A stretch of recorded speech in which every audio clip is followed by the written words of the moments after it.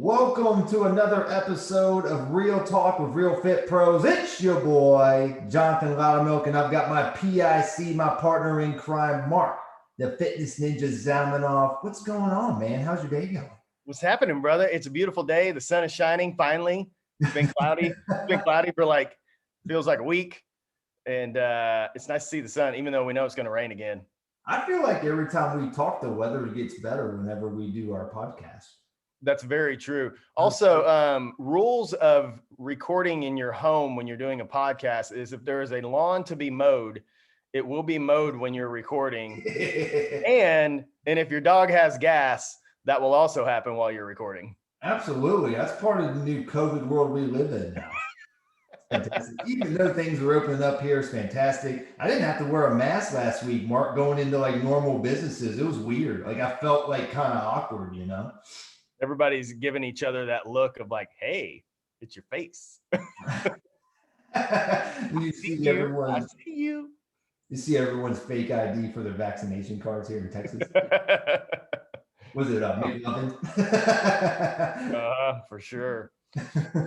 Oh man. If you're listening to this, make sure that you are subscribed to this sucker. Leave a 5-star review. Let us leave an actual review. I mean, you can leave a fake one if it's good, but leave a real one. Let us know how we're doing. We want to get better. We want to provide value as best we can. So make sure you're doing the thing. Share it on the gram and on the books, and do that thing. So I think John's got a story for us today. Man, I'm just getting warmed up. Mark, I'm telling you, you keep thinking I've hit the pinnacle. No, I've got so many stories, and I've got a good one for you today. So I always like to try to bring a theme with the story and line it up for what we're going to talk about today. So I'm going to share a story with you about a young trainer. And this is, I was kind of a little bit seasoned at a manager at this point. I was running a club. It was in Tennessee.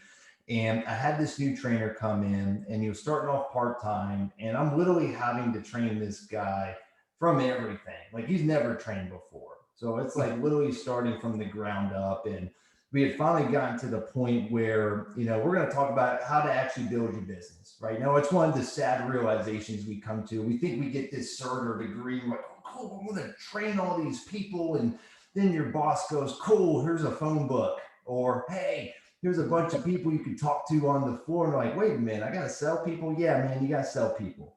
You got to get people to pay you first so you can work with them. So anyway, we're going through how to follow up with the current members. So we've got a new member log, we've got former clients. I give them all these different tools. And honestly, it's a big way how I built my business, regardless of where I moved, So I'm going over the phone script. I'm going over, have high energy. I'm feeding this guy so much caffeine, Mark. I probably should have gotten in trouble by this, but what the government doesn't know won't hurt them. So I'm juicing this kid up with speed stacks. What's that? He's got kidney stones. Oh, probably. He probably has some serious long-term health effects, but I had to get him pepped up, right? So he's going through phone calls. I leave him alone for a little bit, 30, 45 minutes. I come back. I'm like, how's it going, man? He's like, yeah, dude, I booked 4 appointments. I'm like, dude, that's actually really good for your first go. Normally I gotta pep you up a few more times to keep you going through the nose. But I'm like, dude, keep doing what you're doing. We go out through the course of the shift he's doing, which was 3 hours. And when I hit him up at the end, I'm like, dude, how many appointments did you get told? I was like, dude, I booked 16 appointments. And dude, I was so proud. I feel like I'm the fitness dad, I'm like, good job, son. You did a great job. So then I started asking well, when are they coming in? And then when he starts telling me the dates, that's where I realized I made a fatal error in some of the coaching I provided, as these appointments were booked out 3 and 4 months from now. So we're sitting there and I'm just like, dude, that's awesome. You booked 16 people, but I'm sorry to break your heart, man, but they ain't never coming in.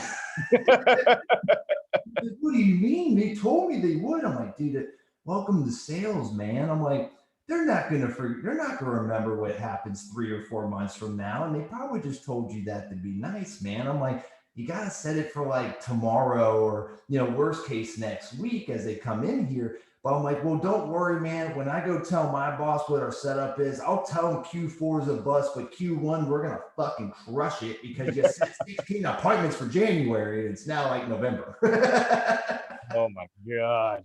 And it's just one of those lessons you go through, man. It taught me a lesson to be very specific in the goal of when are you booking these appointments and what are you doing for the future, which actually ties into our topic today, which is how are you spending your time in your business? And we're going to talk about outside your business today too. And that also brings up a point of, as a leader, if you have a team, if you have employees, you have to tell people exactly how you want things done, because if you don't, they'll do it their way. And then, it leads to frustration at times because you're like, well, why'd you do it that way? Well, if you didn't tell them any other way, they're going to do it their way. So you have to be specific. You have to have those operating procedures, those SOPs, so people know exactly what their expectation is. And then you don't end up, banging your head on the desk wondering why somebody booked appointments 4 months from now. I know that was a great lesson. I never made that mistake again after. I bet. Very specific in what we're doing. But I think it's funny, like we go through this, and I think a lot of times we're just not intentional with our time. We're not intentional because maybe we're not given that intentional direction. If maybe you work for someone else, you're not getting that direction. Well, at the end of the day, the results are still on you. So, that's where you've got to learn how to take that intentionality with what you're trying to do. And especially if you're a business owner, you don't have anyone telling you what to do. And that's why we hire coaches and all that good stuff to get that guidance, which is kind of ironic. We start a business so that we don't have to be told what to do, but then we pay people a bunch of fucking money to tell us what to do. It's great. I mean, that's why we have a business too. Whether you're a fitness professional or a fitness, a fitness pro coach or whatever, somebody's paying somebody money to get told what to do. So, there's definitely power in that. Yeah. But, so that leads into this discussion. And as an entrepreneur, self-employed, or whatever you want to call it, when nobody's looking over your shoulder, it's really easy to just either waste time or literally not know what to do. And I think that's where a lot of coaches I see get stuck, because they say, well, I don't know what else to do. And I'm over here like, I need 5 more of me so I can get all the things done. Right. So, the first thing, and John, you and I know this really well. The first step to all of this really, I believe, is time blocking.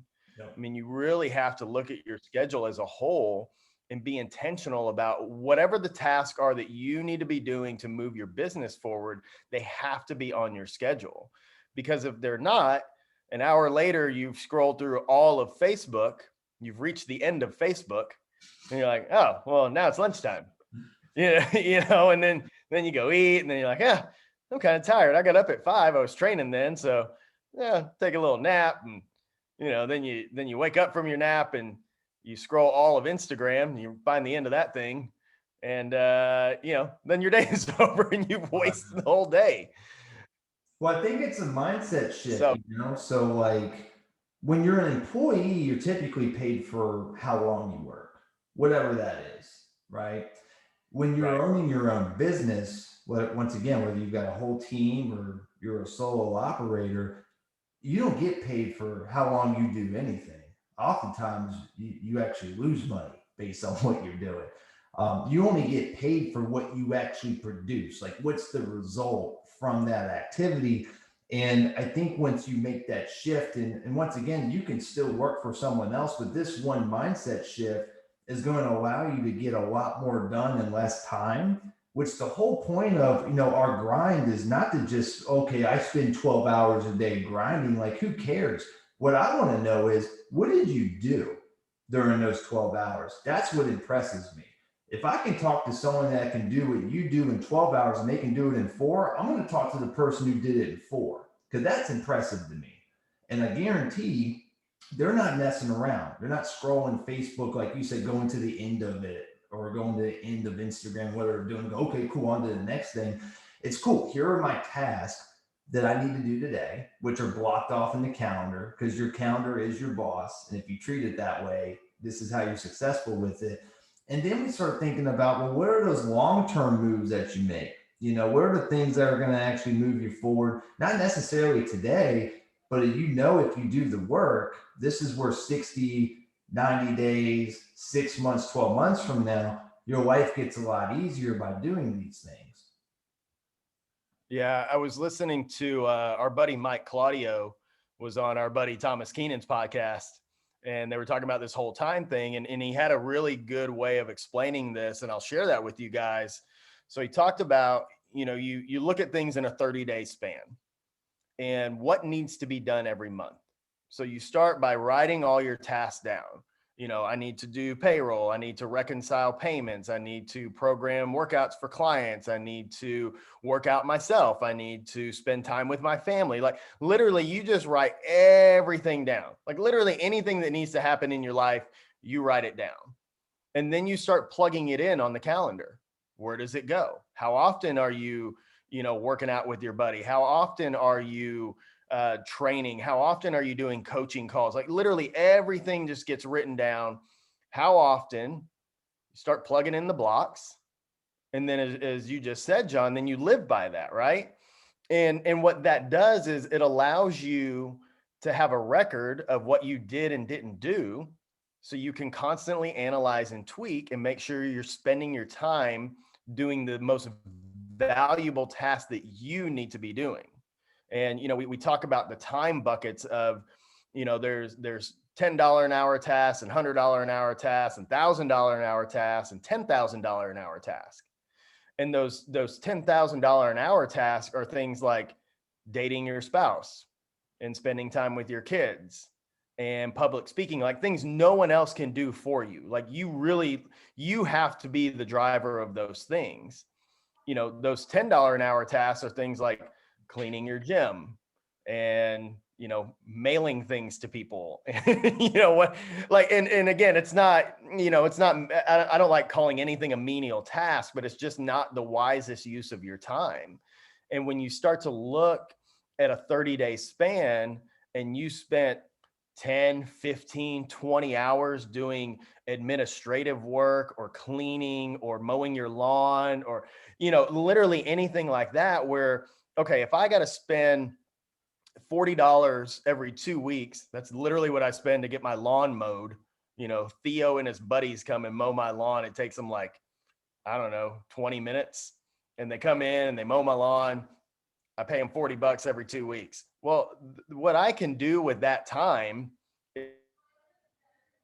and spend time with my wife, I can spend time with my kids, I can food prep, I can get work done that will produce way more than the $80 right. that I might have lost, So you really have to start breaking things down in that manner and analyze all those nuggets of time, because it's the one thing we can't get back. Yeah, I think it's a tough mindset for people to break through, So one, it's identifying what's the right type of work that you're doing, like the 10,000 and the $1,000 task. And sometimes it doesn't make sense to do that task at the time, because you're like, well, what about all these other things? And if I have to let go of some of these, then I have to go focus on this, and I'm not really sure how that plugs in. That's one of those long-term type of moves. And, I think one of the biggest struggles that I see entrepreneurs go through is they struggle with their personal lives, because all they do is they focus on their grind. And, the big epiphany for me is like, what's the point of building all this if I have no one to spend it with? Like, it's great. Like, woohoo, I did this magnificent thing, but there you are all by yourself. Like, who the hell wants to build a kingdom with no one living in it? Like, that sucks. So those are part of the things that you make non-negotiable. And Marc, I've seen you do this, and I do this as well. And I think it's really important to block off that time that's not just in the business, but what's the personal stuff, like your workouts? Are you doing things like self-care? Are you getting a massage? Are you going to the chiropractor? Or are you going to play golf? Like, those extra things is almost like your recovery between your workouts. And we all know how important recovery is. Like, if you beat the muscles down the whole time, but you don't feed them and rest them, they're never going to grow. Same thing with your business. If you're just beating the hell out of those $10 and $100 tasks, and you're tired and you're frustrated, and your spouse is like threatening to divorce you every other day and week, you're like, And then you finally get someone to talk to you and you fuck up the sale because you're stressed out. Like that's what happens when you don't set those blocks.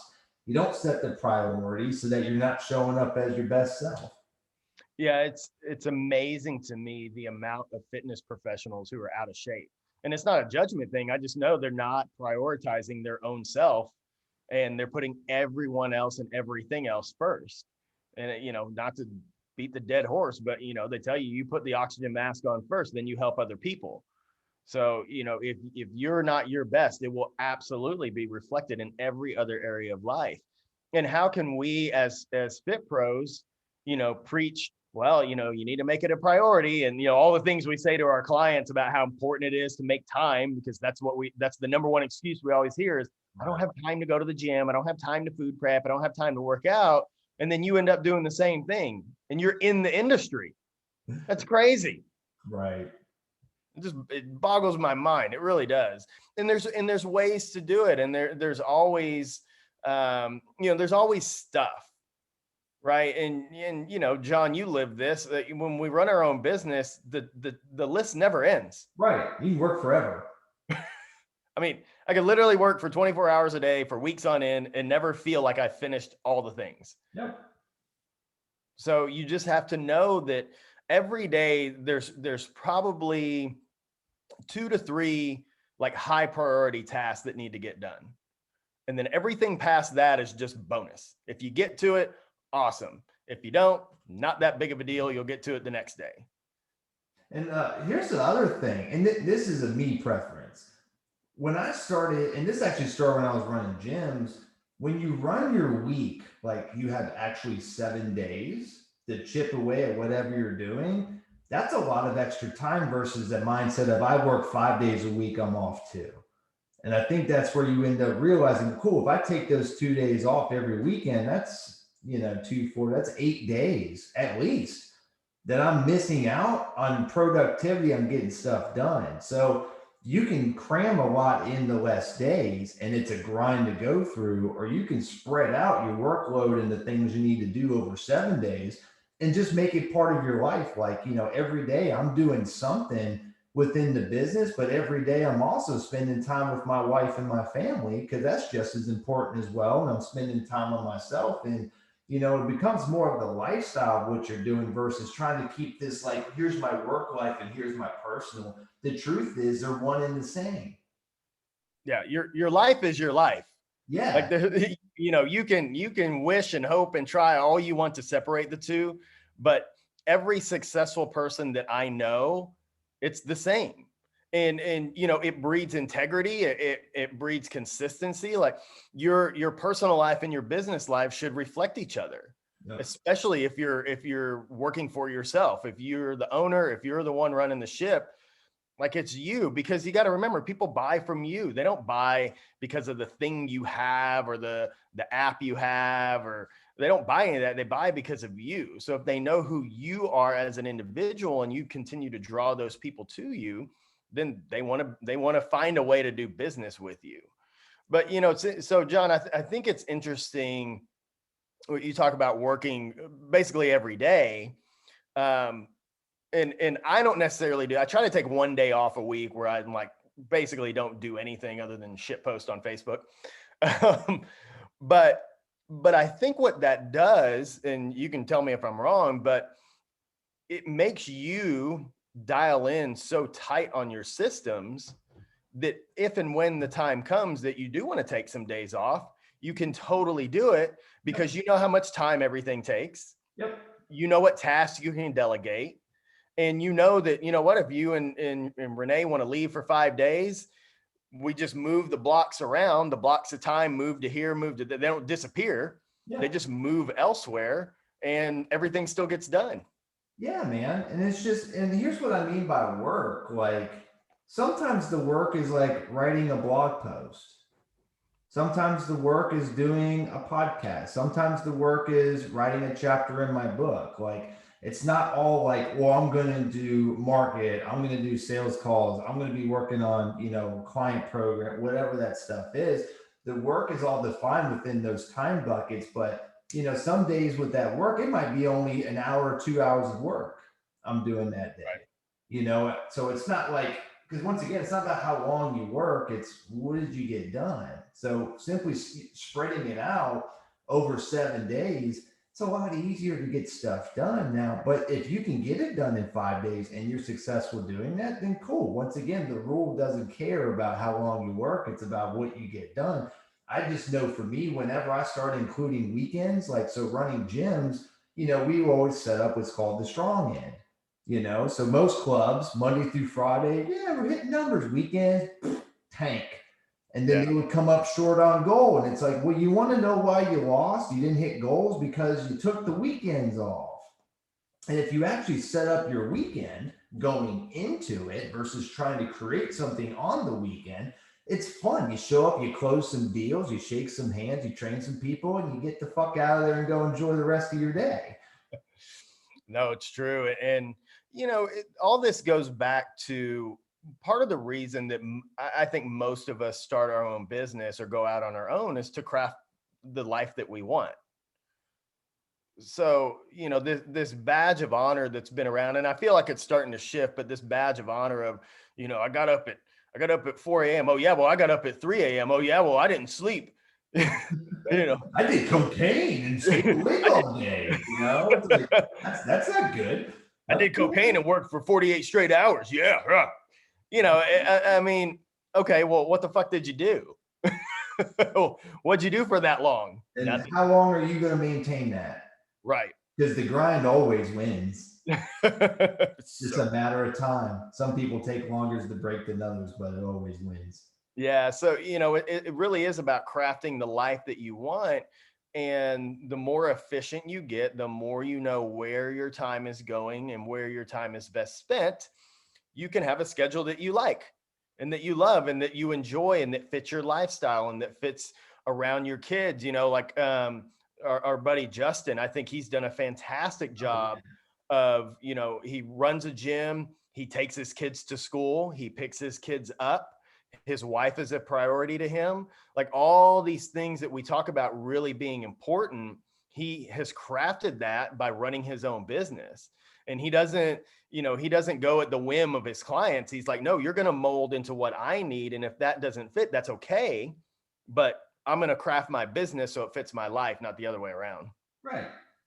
And, and when you do the work, right, and all those, like you hear us talk about all the friggin' time, you're in the right to be able to do that, But if you're just starting out and you haven't earned the right, you need to do what you got to do to get to that position, Got to pay the dues, baby. Yeah. I listen to Gary Vee. I'm a fan of him. And he was talking about people that are like, they have the audacity to go, oh, I don't have time for that, or that's not worth my time. It's like, dude, you don't have any business. So technically your time is worth zero. And you have the audacity to tell someone that that's not worth your time. Now he goes, me on the other hand, I built the X, Y, and Z. So my time has actual value correlated behind that. So I shared that with you. So if you're starting out, you got to do what you got to do. But as you level up, you earn the right to do these things. And if you're focused on the right activities, that's how you actually get to that point versus spinning your wheels week after week and month after month and year after year. Yeah, I'll finish this off with a little story I remember hearing. Ooh. So John Berardi, who runs Precision Nutrition, he talked about the levels of yeses and nos as his business grew. So he's like, when you're young and you're in the fitness industry, you pretty much just say yes to everything because A, you're probably broke. You're not making any money. So any opportunity that comes up that pays you, you fucking take it. But it's also about finding your way, right? Figuring out what am I really good at? Because we all start with this base knowledge. And I think most of us veer into some realm of our field that we know, okay, this is our thing, whether it's you're working with post rehab people, you work with athletes, you work with the moms, you work with the dads, whatever, you figure it out. But part of that is saying yes to all the things and navigating and what you like to do. And then as you start to figure that out, that next phase, you get to say no to some stuff because you're not starving anymore. You probably have a steady clientele base. And then you move up to the next level and you say no even more because now you've really honed in on who you serve and what you enjoy doing. And then at some point, which, I'm not even there yet, but at some point, when you're so dialed in to what you do with your core values and what serves you, then you have other people that say no for you. And as shiny as the thing may look on the outside, if it doesn't align, then it's not worth your time, because you're going to be frustrated at some point. So, I think we should all be kind of striving to get to that point where now you got the people saying no for you, because they know they got, things got to come through that person. And they know, what, that doesn't fit what the mission is. That doesn't fit the vision. That doesn't fit the core values. So, and all of that goes back to him valuing his time and understanding where it's best spent to grow his business and to serve his family, because those are his two big things. He's like, if it doesn't do one of those two things, then I don't do it. Core values and time management, baby. Booyah. Boom. Cool. You know what? It's been a while since you and I just did one of these together. We've had all these badass interviews, and superstar people on this thing, and I like jamming out. It's awesome. Man. We say some smart things every once in a while. Whoever's listening to this, we can toot your own horns every once in a while. So toot toot. If you enjoyed the episode, hit the subscribe button. Leave us a 5-star review. Tag us on Fit Pro Bros on the IG. Let's get this in front of somebody who needs to hear this today, so we can help them get what they're worth. And as always, I'm going to flip it up. I'm going to give you, Mark, kick it land the plane for us today. Go get what you're worth, baby. Yeah. Damn good show. Damn.